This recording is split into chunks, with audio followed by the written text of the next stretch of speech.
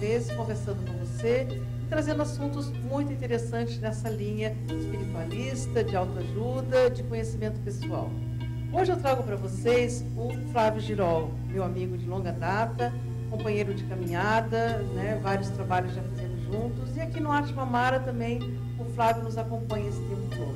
O professor Flávio Girol está hoje aqui conosco para falar de um tema bem interessante e muito atual. Um tema que ele vem estudando há muitos anos, fazendo muitos cursos, muitos livros. Eu venho acompanhando essa pesquisa que Flávio vem fazendo. É um assunto que interessa a você, que trabalha no seu dia a dia, que vive no seu dia a dia e que muitas vezes não sabe como lidar com ele. O assunto é autodefesa psíquica. E eu peço então para o Flávio, que está aqui. Flávio, obrigado pela tua presença, obrigado por estar aqui conosco, obrigado por trazer todo esse teu conhecimento aqui para nós. Flávio, explica para nós o que é autodefesa psíquica, para que serve, como que se aplica isso na nossa vida diária. Bem, Bárbara, a proposta do curso, e em particular o tema em questão, autodefesa psíquica, nada mais é do que a capacidade que o indivíduo tem de se defender de determinados tipos de ataque. O que são esses ataques? Raiva, rancor, ressentimento, ódio, processos obsessivos, maldições. Esses ataques, esses vetores, de alguma maneira influenciam a nossa vida num determinado nível. Então, antes da gente aprender como é que a gente se defende desses vetores energéticos, nós precisamos inicialmente compreender como é que eles se manifestam. Quem são essas manifestações? De onde elas vêm? Quais são os meios pelos quais elas se sustentam? Quais são as formas astrais, espectrais? Quais são os elementos sustentadores, magísticos, magnéticos, vibracionais, elétricos, que são capazes de, não só de produzir, mas também de sustentar e ser o portador dessa mensagem. Na medida em que nós entendemos como é que isso tudo funciona, nós temos a capacidade de desenvolver dispositivos pessoais para se defender desses ataques. Então, uma pessoa ela é atacada energeticamente, espiritualmente. Quais são os sintomas para ela identificar esses ataques, vamos dizer assim, esse mal-estar? Os primeiros sintomas, vou um pouquinho para trás, Bárbara. Uma pessoa saudável, vou dizer uma pessoa que se alimenta bem, que tem práticas de exercício diária, tem uma atividade de meditação e uma lida espiritual cotidiana, eu posso afirmar categoricamente para você que essa pessoa não é atacada nem psiquicamente, nem espiritualmente. Tá? Então, para você identificar se você está tendo um ataque ou é um potencial receptor de um ataque psíquico, comece a observar a sua conduta diária. Então, vamos imaginar que você acorde de manhã todo dia com o pé esquerdo, com a canhota. Você não tem o hábito de preparar o seu dia de trabalho, se alimenta mal, está sempre vivendo de uma forma contrária à ordem natural das coisas. Você é um potencial, você é realmente potencialmente, será potencialmente um polo atrator de forças astrais vibracionais de baixíssimo tensor vibratório. Bem, quais são os sintomas que foi a sua pergunta? Raiva, preocupação, pensamentos obsessivos, dores, você pode ter uma dor de cabeça porque você passou a tarde toda no sol, então você não está com um ataque psíquico, mas de repente uma dor de cabeça sem uma causa aparente, eventualmente pode ser um ataque psíquico. E eu chamo atenção para essa expressão, ataque psíquico, Bárbara, porque hoje eu estou plenamente convencido de que os ataques espirituais eles são em menor número quando comparado aos ataques psíquicos.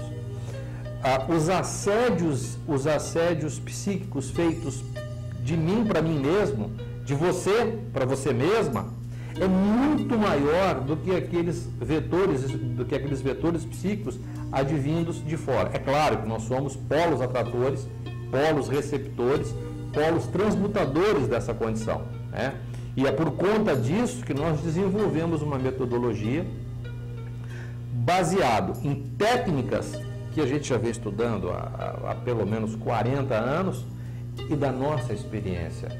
Então, para vocês verem que o assunto é vastíssimo, muita coisa aí tem para ser aprendida e vivenciada e despertar o conhecimento. Porque muitas vezes a gente lida com um assunto que a gente não tem conhecimento, não sabe o que está falando, nem o que está fazendo. Para isso que, então, o Flávio, depois de muitos anos de pesquisa, ele se coloca agora à disposição de fazer esse curso e ensinar a você a identificar e a se tratar e a se defender desses ataques. Somos uma casa espiritualista, então nós estamos abertos a todo e qualquer ensinamento que esteja dentro da luz. Flávio, o que você acha, então, dessa questão, desse assunto de ataques espirituais, energéticos e tal, sobre a questão macumba, né? Aquela coisa que a gente vê assim na encruzilhada, né, que todo mundo conhece, vela preta e vela vermelha e tal. O que você acha? Você acha que aquilo é uma coisa perigosa, que realmente a pessoa é atingida por uma intenção colocada ali? Como que funciona isso para você dentro desse teu curso? Bem, funciona? Funciona. Mas precisa ser feita por quem entende do assunto. Se você provavelmente viu um desses arranjos, eu vou chamar dessa forma, porque o nome não é esse. Você vê um desses arranjos numa esquina qualquer, asfaltada, por exemplo, da rua da sua casa ou tudo mais, provavelmente quem fez isso ou tem muito pouco conhecimento sobre a técnica ou não conhece absolutamente nada. Porque encruzilhada não é esquina, encruzilhada não é estrada, encruzilhada são entrecruzamentos magnéticos do planeta Terra, onde alguém com efetivo conhecimento magístico vai identificar. Pode ser, por exemplo, dessa sala aqui, dentro desse estúdio, especificamente. Então, estrada, pode ter ali, evidentemente pode ter, né? Mas especificamente isso me parece um pouco fruto de um misticismo torpe, sem qualquer fundamentação técnica. Porque aspectos espirituais não podem ser confundidos com aspectos religiosos. Muitas vezes a gente usa a nossa religiosidade, os ritos religiosos, para sustentar os nossos exercícios espirituais, tá? Mas nós não podemos nos afastar da condição espiritual e dar privilégio a aspectos religiosos. Então aí surge todas essas expressões, toda essa coisa da macumba mesmo, esse nome, é um nome absolutamente impróprio para esse tipo de ação magística, né? Macumba tem a ver com fabricação de tambor, tem a ver com prática artesanal de fabricação de instrumento de percussão, tem nada a ver com esse tipo de atividade de enfeitiçamento ou coisa que o vale. E isso tudo, Bárbara, a gente vai enfocar muito no nosso trabalho. Eu não sei se vocês sabem, eu tive um cuidado muito grande quando propus a fazer esse encontro aqui no Atmanamara, foi por uma razão muito simples. A Bárbara tem um viés espiritualista. Eu não gostaria de trazer a minha condição religiosa para o curso.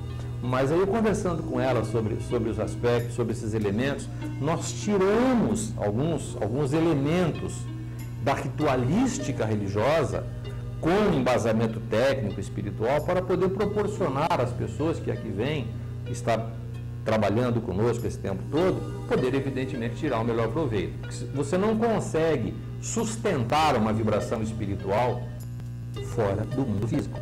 Eu preciso de uma geometria, eu preciso de um desenho, eu preciso de uma forma, eu preciso de uma vibração, de uma entoação vocal e vocálica para produzir um determinado tipo de efeito magístico, um determinado tipo de ação, né? E nós vamos trabalhar bastante com isso, e eu enfatizo que a gente não vai trabalhar com aspectos religiosos. Pode parecer, eventualmente, no primeiro momento, um desenho, uma grafia, uma fala, tudo, mas aí depois, no contexto, você vai observar que nós estamos mexendo com elementos espirituais. Se você se interessou pelo assunto, vá lá, visite o nosso site, visite o site do Flávio, se intere um pouco mais sobre o que a gente está falando e venha nos visitar. Venha até aqui no Atmanamara e participe conosco dessa nova fase do ano do Atmanamara. Agradeço ao Flávio por estar aqui conosco, agradeço por essa parceria e agradeço a você. Namastê.